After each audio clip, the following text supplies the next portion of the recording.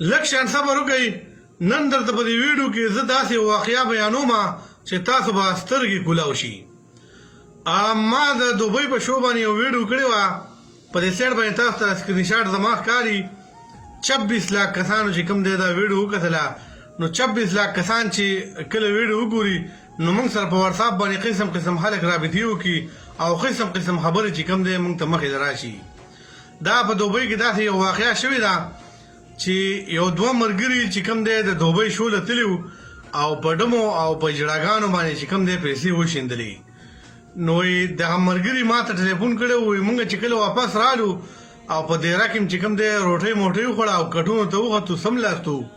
نو لږ ساعت پس چې کوم دی د کوره ټلیفون راغی چې هلکه مور دې ناجوړه ده او په هسپتال کې ده او پیسې ورله راولېږه. وایي دا کوم کس چې په دې ډمو او په دې جړاګانو باندې پیسې شیندلې وې د ده مور بیماره وه. وایي ده ورته په جواب کې څه ویلو چې دې مور او پلار خو موږ له چې کوم دی اړو چې وار وخت یې ناجوړه وي او ورکه ویې دی خو یو ورځ نه شوله، هره ورځ دوی ناجوړه وي په هسپتال کې. وایي ما ورته ویل چې د خدای مسلمانه چې هلته چې کوم دی په ډمو باندې او په جړاګانو باندې پیسې شیندلې او اوس تر تر کوره ټلیفون راغلی چې مور دې ناجوړه ده په هسپتال کې دا پیسې ولله راولېږه، خرچې له دوایي دپاره پیسې راولېږه او ته ورته وایې چې نشته دا دي واغلي. د خدای مسلمانه چې په دغه ډمو باندې شیندلې چې دغه پیسې دې کور ته لېږلې وی نن به یې پرې د مور علاج شوی وی. نو ډېره د افسوس خبره ده چې یو د ډمې او د جړاګانو دپاره د یو سړي سره پیسې د خپلې د محنت پیسې دغه 1200 روپۍ تنخوا تاسو ته چې د میاشتې کومه میلاویږي هغه دغه دی که تاسو په ډمو په جړاګانو باندې الوزوئ او بیا هم په کور کې دغه شان حالات دي چې سپین سرې مور هم ناجوړه په هسپتال کې پرته وي د بل لاس ته د بل اسرې ته پرته وي. ډېره د افسوس خبره ده. دا داسې یو واقعه ده ملګرو چې دا ستاسو ضمیر راویښولی شي دا خبرې.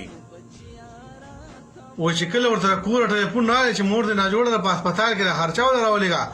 وایي ده ورته په جواب کې څه ویله چې ورکه ویې دوی خو هر وخت یې ناجوړه وي، دوی خو موږ لړه پوخ کړو. وایي د دوی خو یو ورځ خو نه ده چې موږ به پیسې ورولېږو خرچه به ورولېږو، د دوی خو هره ورځ ناجوړه وي. نو د الله بنده چې دغه دی په ډمانو په جړاګانو باندې شیندلې هغه وخت کې تا لږ شان سوچ کړی وی دغه پیسې د خپل کور ته لېږلې وی او د مور علاج دې پې شوی وی نو څومره ښه خبره وه. ملګرو کله ناکله پکې داسې واقعګانې هم راشي. ګوره یو نافرمانه بچی چې کوم دی په شوګانو کې په ډمو او په جړاګانو باندې پیسې الوزوي خو ده سره د یو سپین سري او د سپینګري پلار چې کوم دی احساس نه وي چې دا به ناجوړه وي د دوی به څنګه الي څنګه به نه وي او دغه دی که په دې عیاشانو باندې چې کوم دی په نشو تماشو پیسې الوزوي او د کور غم ورسره نه وي.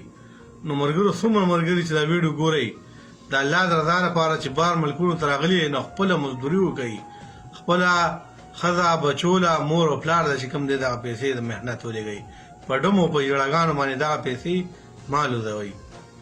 والسلام.